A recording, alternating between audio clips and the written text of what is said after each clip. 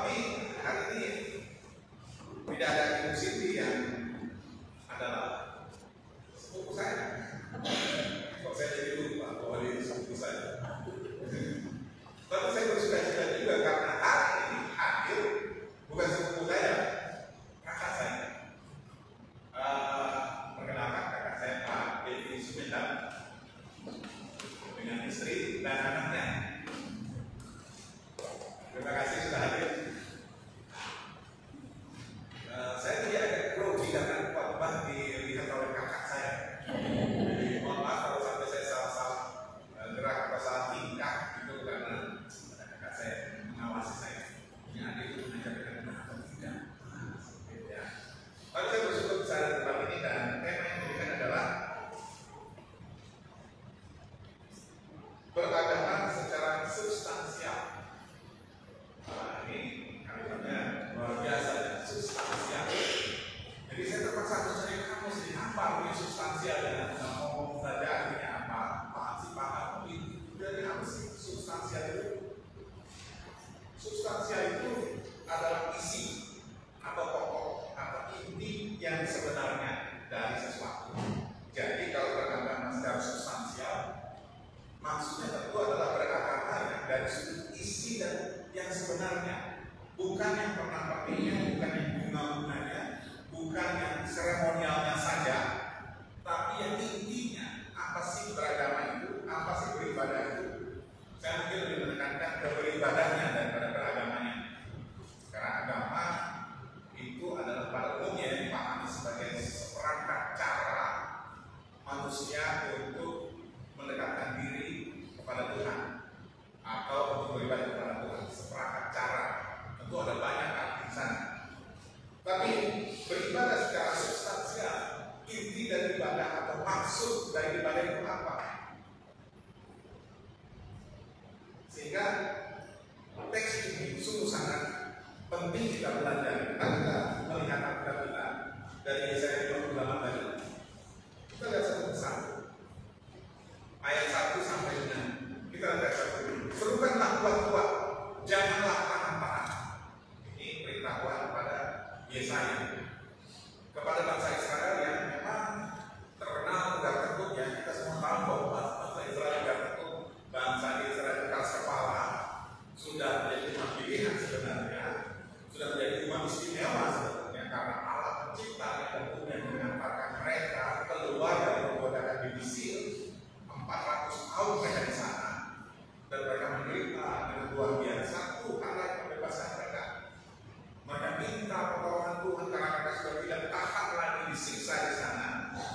Dikatakan di firman Tuhan mereka diperintahkan hidupnya, diperberat hidupnya karena Firaun pada waktu itu khawatir menjadi bangsa yang terlalu besar jumlahnya bisa menjadi mayoritas dan bisa menguasai negara mungkin, sehingga harus dikurangi jumlahnya bahkan sehingga terjadilah pembunuhan anak pada waktu Musa akhirnya. Nah, bangsa Israel adalah bangsa yang dipilih Allah, bukan karena kehebatannya, tapi karena pilihan Allah. Memang mereka menjadi bangsa yang istimewa, memang mereka punya kemampuan-kemampuan yang luar biasa. Tetapi pemilihan Allah bukan karena mereka luar biasanya, tapi kehendak Allah memilih bangsa ini. Kadang-kadang saya berpikir Tuhan kan tahu ya bangsa ini akan menjadi bangsa yang tegak tengkuk dan keras kepala. Kenapa Tuhan pilih yang keras kepala dan tegak tengkuk seperti ini? Tapi kalau kita melihat dulu firman Tuhan, seluruh perjanjian lama, kita melihat gambaran manusia, gambaran kita semua yang sebenarnya mendapatkan anugerah kasih karunia Allah, tetapi ya masih keras kepala juga ya, tegak tengkuk juga ya. Tapi mungkin bukan di sini ya. Di sini tidak keras kepala ya. Ya, kalau keras hati ya. Keras kemauan ya, keras motivasi untuk menyembah Tuhan, untuk membela Tuhan. Gitu harusnya ya. Nah, dikatakan di sana, serukanlah kuat-kuat, janganlah tahan-tahan, nyaringkanlah suaramu bagaikan sangkakala. Jadi Yesaya disuruh memerintahkan perintah Tuhan ini, pesan dari Tuhan ini, bukan dengan pelan-pelan, bukan dengan lembut,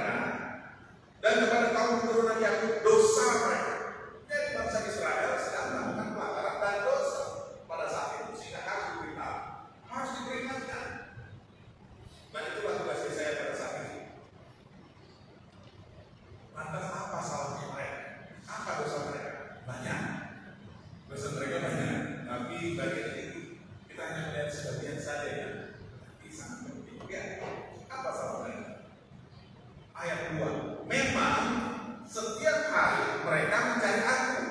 Oh, itu bagus sekali. Berarti mereka taat ibadah dong. Mereka taat untuk menyembah Tuhan, taat mencari Tuhan. Itu setiap hari. Gimana dengan orang Kristen sekarang? Mencari Tuhan setiap hari atau setiap minggu ya? Setiap hari Minggu. Kalau ingat juga itu ya. Oh, karena ada 2 pagi kan? Saat itu pagi-pagi, jadi setiap hari juga ya orang Kristen ya. Karena dia yang menurutnya sedikit ya. Oke, kita bicara dengan orang Israel saja, jangan bicara tentang kita ya. Mari kita lanjutkan.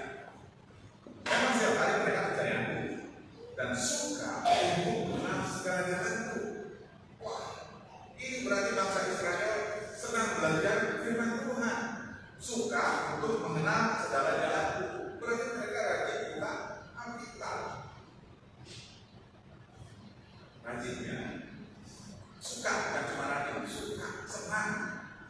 Ini mirip dengan orang Kristen sekarang ya, suka sekali membuka firman Tuhan, suka sekali, rajin sekali membuka firman Tuhan. Nah, sekarang saya mau pamer sedikit ya. Bapak Ibu, saudara sekalian, ada yang bawa kita yang fisik maksudnya? Ada yang boleh diangkat Alkitabnya?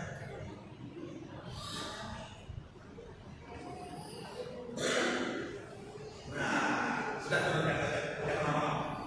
Jadi ada satu Alkitab yang saya lihat sama seperti Alkitab ini. Sudah jelek, sudah jelek. Kadang-kadang Alkitab yang jelek ini membuat memberitahu kepada orang lain, bukan kepada saya. Wah, Alkitabnya terlalu sering dibuka. Wah, yang berbanggalah bagi yang akibatnya sudah rusak, yang lebih parah dari saya. Berarti lebih sering dibuka Alkitabnya daripada saya. Ada yang lebih parah dari saya? Ada ya? Enggak ada ya? Tapi saya curiga yang lepas itu dilepaskan atau dilepas.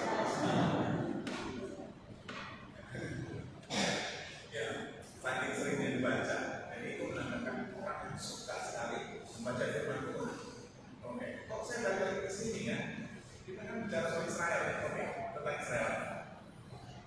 Setiap hari mereka mencari aku dan suka mengenal segala jalanku. Bagus sekali. Seperti bangsa yang melakukan yang benar. Wah, idealnya. Dan yang tidak meninggalkan hukum Allahnya. Seperti mereka bukan bangsa yang benar. Mereka bukan bangsa yang tidak meninggalkan hukum Allahnya. Mereka sedang tidak benar dan mereka sedang meninggalkan hukum Allah. Ini cuma seperti lihat berikutnya. Mereka menanyakan aku tentang hukum yang benar. Wah, itu rajin sekali yang mereka suka ada di tempat ibadah.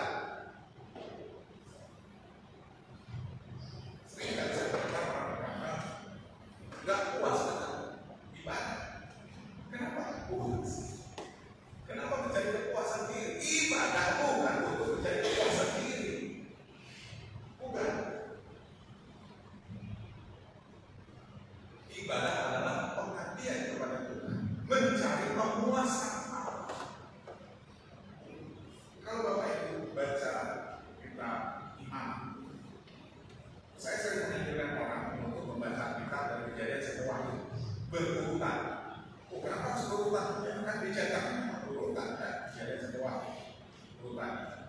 Entah kita mana tujuan tulis kita nggak perlu tahu lah. Yang penting susunan seperti ini. Yakinlah kalau susunan seperti ini, Alkitab yang sudah sampai ke tangan kita tersusun sedemikian rupa, kita berkumpulan 1.500 tahun, 1.600 tahun. Nah, terkumpul seperti ini berarti Tuhan lah yang menyusunnya. Tuhan yang menyusunnya.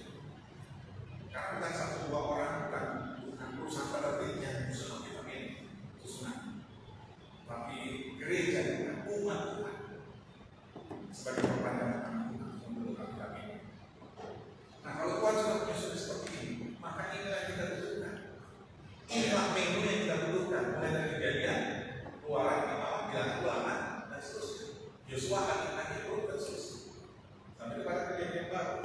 Jadi kita membaca sesuai dengan menu yang Tuhan kasih.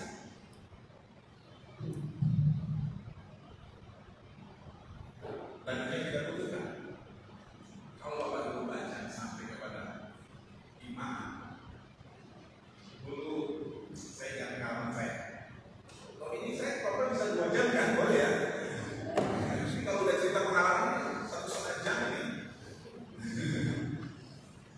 Waktu kecil saya gila baca sampai semua hal saya baca, sampai kertas bungkus berasnya campuran bungkus kertas. Kalau ada yang punya pengalaman itu di bungkus kertas, dan itu ada tulisannya kan dari koran, dari apa, itu saya baca. Saking gila bacanya, semua mau dibaca. Komik-komik itu saya baca semua. Jangan dulu ada penyamaan komik, satu kios itu ada ratusan komik sewa. Jangan dulu ya. Saya sudah baca semua sampai gratis gara-gara saya nongkrong di situ dan disuruh nunggu. Nggak punya duit tapi bisa baca seluruh kios karena rajin duduk di situ. Sampai habis bacaan sudah nggak tahu lagi mau baca apa. Saya bingung kan mau baca apa. Yang belum itu baca pikiran orang. Nggak bisa. Baca Al-Quran. Bukan kan? Akhirnya saya nemu satu buku di rumah saya yang nggak pernah saya sentuh. Saya tahu itu tebal. Coba saya baca ya. Ini bisa nggak saya habiskan buku ini? Ternyata bisa saya habiskan buku ini. 1 bulan saya baca buku itu. Dan buku itu adalah Alkitab. Wah, hebat ya. Kalau saya sudah menyelesaikan 1 kitab dalam waktu 1 bulan. Ya biarlah buat anak SD, kalau cuma main, nggak ada pikiran yang lain kan, nggak ada kesibukan yang lain cuma main ya. Cukup lah untuk membaca 1 bulan dari pagi sampai malam.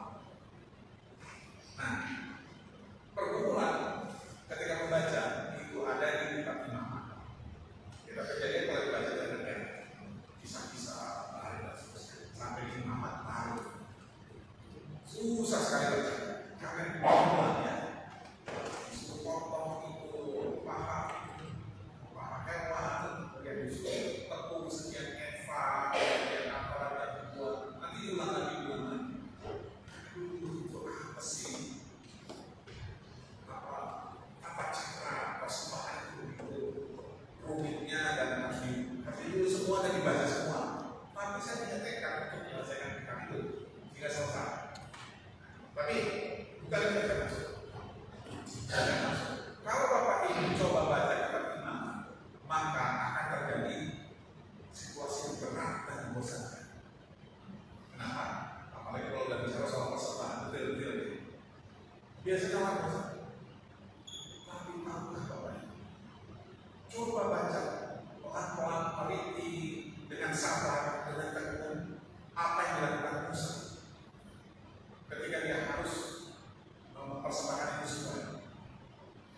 Apa yang dilakukan Imam Harun, kakak Musa, untuk melakukan itu semua sesuai dengan firman Tuhan. Harus teliti, tidak boleh salah. Ukuran tepungnya, ukuran minyaknya, bagi apa dan sebagainya, semua itu dia harus lakukan. Artinya itu semua persembahan untuk Tuhan. Harus dilakukan dengan rinci dan detail, tidak boleh salah. Harus teliti, harus hati-hati, karena ini persembahan untuk Tuhan, bukan untuk manusia, sehingga harus yang terbaik. Dilakukan juga dengan cara yang baik, dengan teliti, karena ini bukan sembarangan, bukan untuk manusia.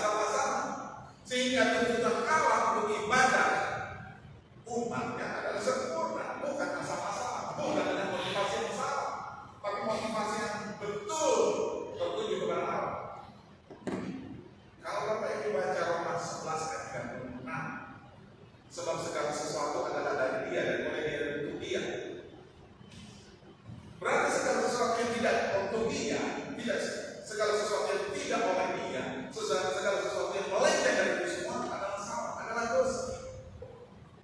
Dan itu artinya dosa. Melenceng, tidak sesuai kehendak Allah, melanggar ketentuan Allah. Nah, jadi meskipun mereka berpuasa, meskipun mereka melakukan kehendak Allah secara fisik, tapi hati mereka tidak tertuju kepada Allah, tertujunya hanya kepada diri sendiri. Karena Allah melakukan sesuatu karena kami sudah berpuasa, kami sudah beribadah dengan baik, kami sudah mempersembahkan semua persembahan dengan baik. Hati tidak benar, fokusnya bukan kepada itulah dosa, itulah yang Allah tidak benar. Sebagus apapun tempat mereka, sehebat apapun ibadah mereka, kalau hatinya bukan untuk Tuhan, maka itu bukan ibadah yang sesuai Allah. Itu bukan ibadah yang substansial. Ibadah yang benar adalah ibadah.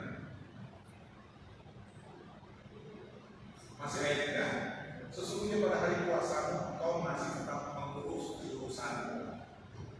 Lagi ibadah, lagi puasa, tapi masih pikirannya untuk diri sendiri. Tak begini, tapi kurang pendapatan. Karena masih mengurus urusan, fokus pada diri sendiri. Dan kamu mendesak-desak semua buruhmu. Orang yang mendesak-desak semua buruhnya maksudnya dipaksa kerja. Dipaksa kerja dari keuntungan siapa sih?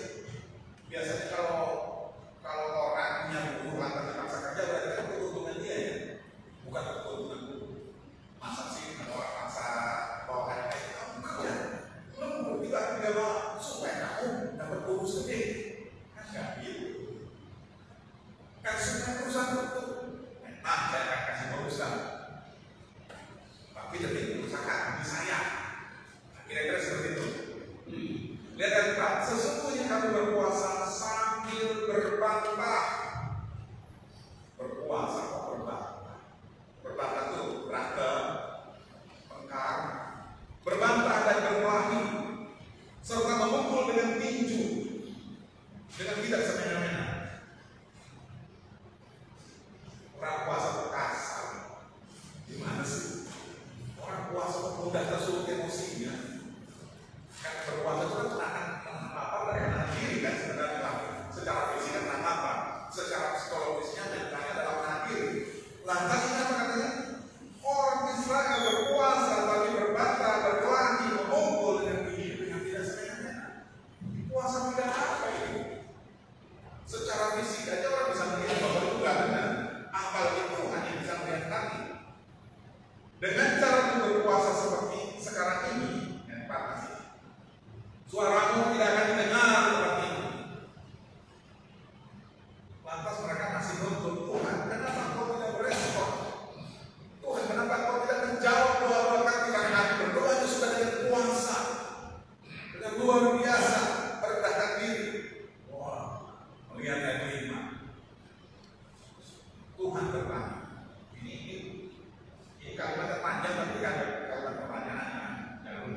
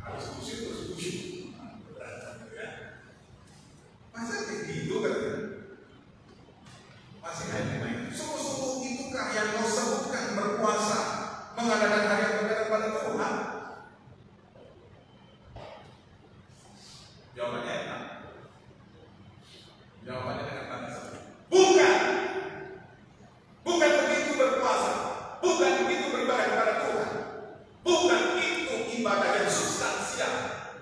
Bukan itu inti ibadah, bukan itu. Berpuasa bukan ya supaya kau membuka belenggu-belenggu kekalahan, lepaskan tali-tali itu supaya kau memerdekakan orang yang beraniaya dan mematahkan setiap tubuh.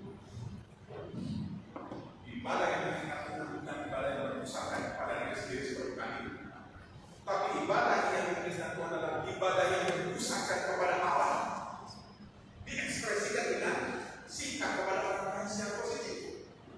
Kalau orang beribadah dengan baik tapi masih orientasi diri sendiri, maka sikapnya kepada orang lain negatif. Tapi kalau orang beribadah kepada Tuhan secara substansial, tujuannya hanya kepada Tuhan, maka ekspresinya akan berkaitan kepada sikapnya kepada orang lain. Bukan menuntut keuntungan dari orang lain, bukan menuntut sesuatu dari orang lain demi dirinya sendiri, tapi melakukan sesuatu yang baik untuk orang lain.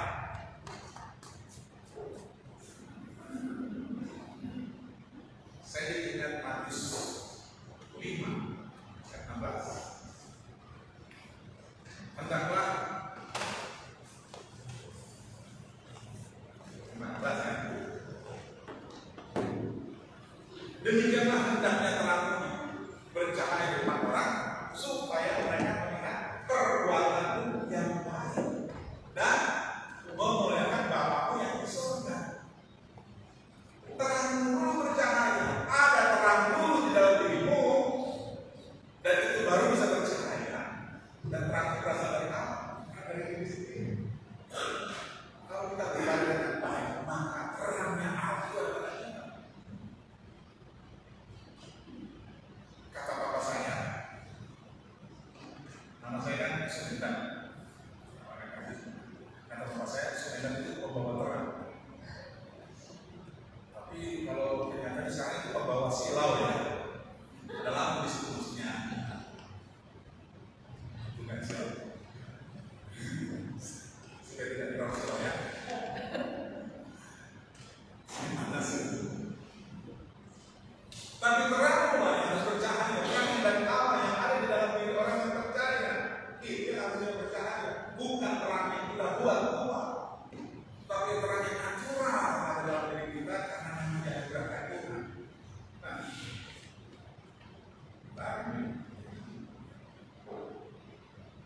Jadi ibadah yang menyenangkan Tuhan adalah ibadah yang berpusatkan kepada Allah, yang terekspresikan dengan sikap kepada orang lain yang positif. Itu ibadah yang benar. Jadi ibadah secara substansial, ibadah yang inti, yang pokok, yang diinginkan Allah, yang sebenarnya itu adalah ibadah yang terjadi akibat perubahan karakter. Adanya perubahan karakter. Kan di sini dikatakan berpuasa itu memerdekakan orang yang beraniaya, mematahkan setiap tubuh, memecah-mecah roti bagi orang yang lapar, orang lain membawa ke rumah orang yang miskin, tak punya rumah, melihat orang lain kau memberikan makanan dan tidak memberikan diri terhadap saudaramu yang membutuhkan dan seterusnya. Itu ibadah yang tidak berusaha kepada diri sendiri. Jadi perubahan karakter itu akan terlihat nyata dari sikap orang. Tidak lagi berusaha kepada diri sendiri, tapi berusaha kepada Allah, terekspresikan kepada orang lain. Nah, perubahan karakter itu bagaimana caranya? Apakah dengan beribadah setiap minggu, beribadah setiap hari ini akan mengubah karakter kita? Belum tentu. Nanti jadinya mirip-mirip lagi sama orang Israel. Ibadahnya bagus, nanya-nanya bagus, belajarnya bagus, tapi waktu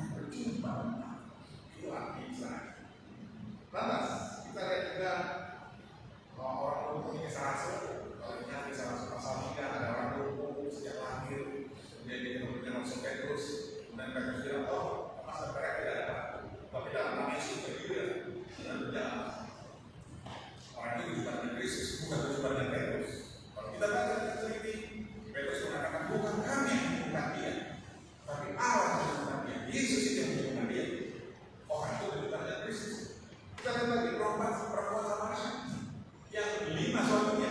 Hidupnya nggak benar. Sehingga ketika tempat ambil air beraninya siang bolong tengah hari karena ada orang. Kalau sore banyak tetangga yang ambil air ya. Kalau siang sedikit. Tuhan Yesus berjumpa dengan Kristus berubah itu sampai orang-orang lain juga ikut dengan Kristus, ikut percaya Kristus. Kemudian yang paling populer adalah Rasul Paulus, bukan? Dia adalah penganiaya jemaat. Dia kejar-kejar orang Kristen, mau dibunuh, dan dia sedang dalam perjalanan ke Damsyik untuk mencari orang Kristen untuk dibunuh. Untuk dianiaya, dia bawa surat diselisi license to kill. Jadi sebelum ada film James Bond tahun 1980 sekian, 83 license to kill. Keren ya? Itu ada, udah ada dari dulu ya. Paulus sudah pakai license to kill untuk membunuh orang Kristen. Dalam perjalanan mencari orang Kristen untuk dibunuh, untuk dianiaya, dia berjumpa dengan Kristus secara pribadi. Pengalaman itu bukan hanya Paulus, belum tentu orang lain melakukan. Tapi yang penting bukan soal pengalaman fisiknya, tapi perjumpaan dengan Kristus itu yang harus dialami. Perjumpaan pribadi dengan Kristus itu yang mengubahkan. Setiap orang yang menerimanya diberikan kuasa menjadi anak-anak. Itu yang percaya dalam namanya. Nomor 1 perjumpaan pribadi. Perjumpaan pribadi karena tahu bahwa saya punya dosa ini, saya akan berdosa tidak punya harapan. Bagi ini sebenarnya tapi karena Kristus yang mati dari satu, Kristus yang memberikan kebiasaan karena dosa-dosa manusia, karena dosa-dosa saya, maka saya beriman bahwa dosa saya itu diangkat oleh Kristus dan saya berjumpa dengan Kristus, meminta secara pribadi dengan masuk ke dalam hidup saya, ampunilah saya, perbaikilah saya, perbaharulah hidup saya. Maka di situ akan terjadi perjumpaan pribadi dengan Kristus. Saya mengalami 14 tahun, tidak bisa saya ceritakan sekarang. Semua habis. Sebentar lagi nanti mengingatkan saya ya.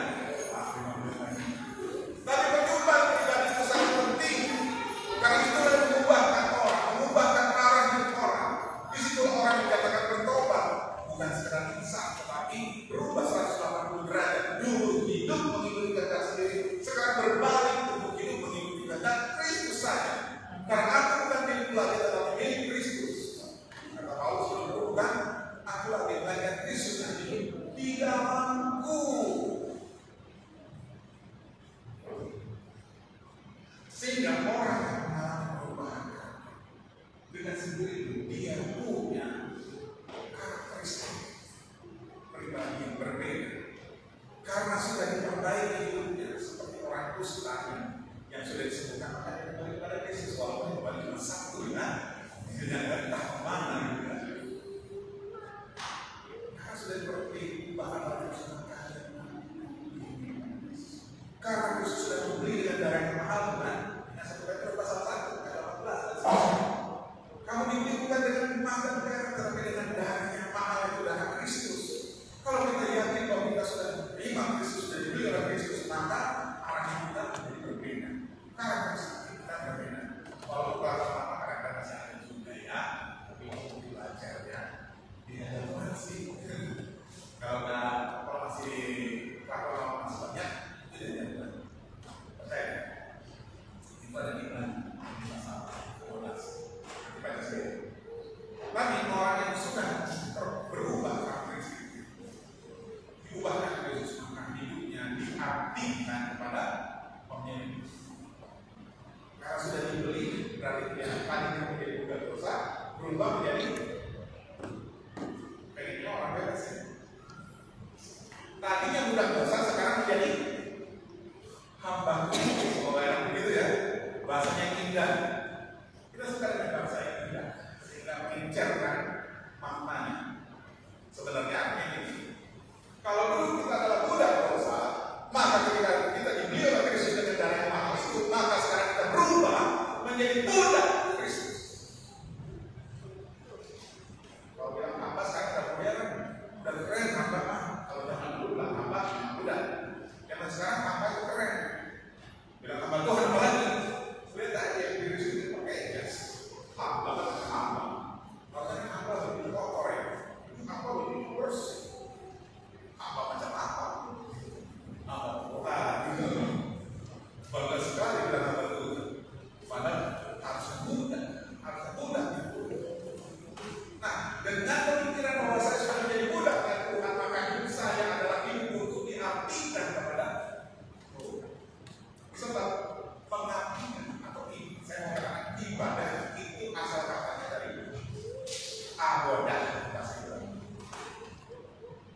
Abadah.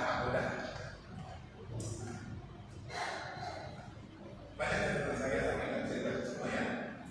Pokoknya ibadah dalam bahasa Ibrani masalahnya abadah. Abadah itu adalah kerja. Kalau Bapak Ibu baca misalnya dari Kejadian pasal 2 tuh 2:15 yang Tuhan mengatakan ada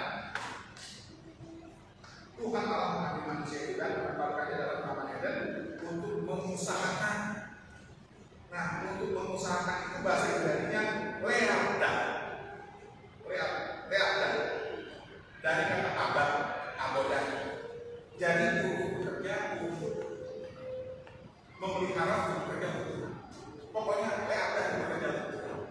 Jadi ibadah adalah bekerja untuk Tuhan. Melakukan sesuatu untuk diartikan. Nah, kalau kita adalah hamba, kalau kita adalah budaknya, kerjaan kita tujuannya adalah Kristus. Jadi apapun untuk ibadah kita yang penting kita sudah mengambil karakter dan sadar bahwa hidup kita adalah milik Dia, maka kita bisa menjalankan, bisa menerapkan ibadah yang substansial, yaitu pengabdian kepada Tuhan. Banyak hal banyak orang melakukan apa besar karena pengabdian kepada Kristus, tidak memperlukan hobi karena pengabdian kepada Kristus, bahkan merelakan waktunya yang penting itu demi pengabdian kepada Kristus. Lebih jauh bisa juga orang merelakan nyawanya demi pengabdian kepada Kristus. Ibadah adalah ibadah yang substansial, pemberian kepada persembahan seluruh ibadah yang sejati, ibadah yang benar, mempersembahkan seluruh tubuh. Kalau masalah dosa sama, ibadah yang sejati, persembahkan seluruh tubuh. Bukan hanya tangan, kaki dan tubuhnya dan tubuh anggota tubuh kita. Otak kita ini bagian dari tubuh kita. Persembahkan untuk Kristus. Pikiran kita dipakai untuk Kristus. Akal ini kita dipakai untuk Kristus, bagi Kristus. Bahwa kita bisa menerapkan kasih kita Tuhan Allahmu dengan segenap hatimu, dengan segenap jiwamu dan segenap akal. Tuhan minta itu semua untuk dipersembahkan, bukan hanya uang kita, bukan hanya barang kita dan waktu kita, seluruh kita untuk Dia. Itulah ibadah yang sejati, itulah ibadahnya substansi. Nama